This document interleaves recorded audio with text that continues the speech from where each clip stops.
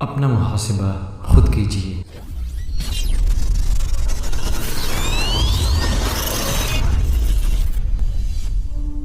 کیا واقعی آپ اتنی ہی معصوم اور بے قصور ہیں جتنا خود کو سمجھتے ہیں؟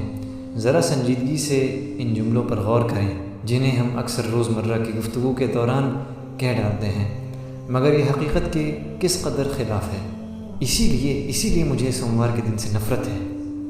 اف کیا مسئلہ ہے اس لیپ ٹاپ کے ساتھ، یا اللہ پھر سے وائرس آ گیا۔ اور ہاں، یہ بھی تبھی ہونا تھا جب مجھے یہ اتنا اہم کام ختم کرنا ہے۔ اس گاڑی کو بھی تبھی خراب ہونا ہوتا ہے جب مجھے پہلے ہی دیر ہو رہی ہو۔ میرا بکواس موبائل بھی نا بار بار آف ہو جاتا ہے۔ لو جی، یہ ٹریفک سگنل کو بھی ابھی سرخ ہونا تھا جیسے مجھے پہلے ہی دیر نہیں ہو رہی۔ اف، میرا پاؤں اس فضول میں سے کیوں ٹکرا گیا۔ یہ چھوٹی چھوٹی مشکلات جن کا سامنا ہم روزمرہ زندگی میں کرتے ہیں اور ان پر ہمارا رد عمل دراصل ہماری آزمائش کا ایک حصہ ہے۔ ہمارے تاثرات، ہمارا رد عمل، ہمارے الفاظ، سب کچھ ریکارڈ کیا جا رہا ہے۔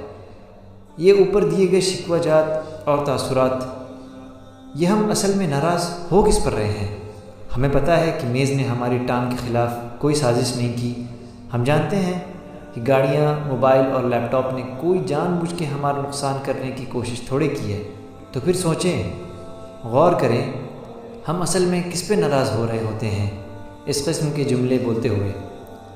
ہمیں اس چیز کی اشد ضرورت ہے کہ ہمارے دوست، ساتھی ہم یہ سادہ سی یاد دہانی کرواتے رہیں، یہ سوال پوچھ کے، کیا آپ اللہ کی رضا سے ناخوش ہیں؟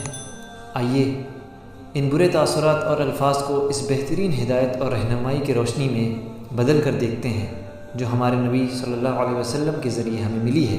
اور اگر کچھ برا ہو جائے تمہارے ساتھ تو یہ مت کہو کہ کاش اگر میں نے تب یہ نہ کیا ہوتا تو آج یوں نہ ہوا ہوتا، بلکہ کہو قدر اللہ وما شاء فعل، یہ اللہ کی رضا ہے اور وہ جو چاہتا ہے کرتا ہے۔ آئیے ہم اپنا ایمان پختہ بنا لیتے ہیں کہ جو بھی ہمیں اللہ کی رضا سے ملتا ہے تو ہم اللہ کی رضا میں راضی ہیں۔